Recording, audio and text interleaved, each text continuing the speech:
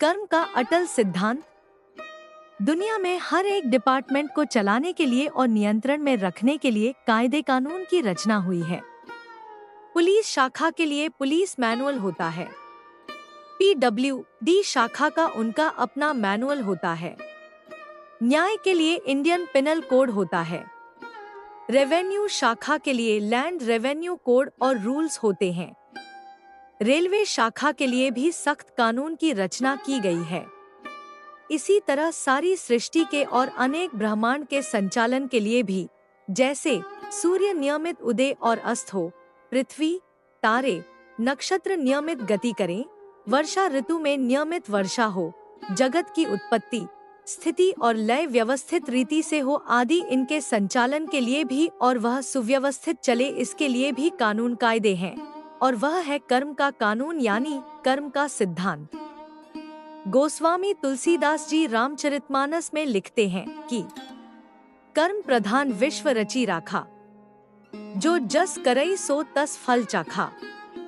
यह सारा विश्व कर्म के कानून के आधार पर ठीक व्यवस्थित रीति से चल रहा है और उसमें जरा भी अव्यवस्था नहीं है।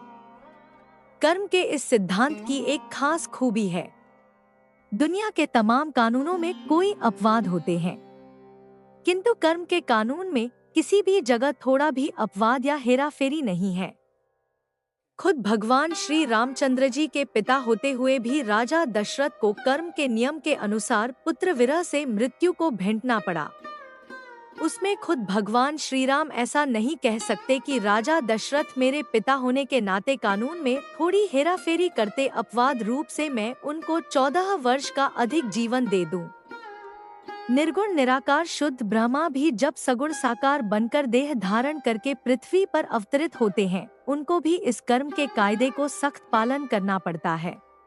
कर्म के कायदे में कहीं देर भी नहीं और अंधेर भी नहीं है, थोड़ी भी हेराफेरी या सिफारिशबाजी नहीं है और कोई अपवाद भी नहीं है। यह इस कायदे की खास विशेषता है।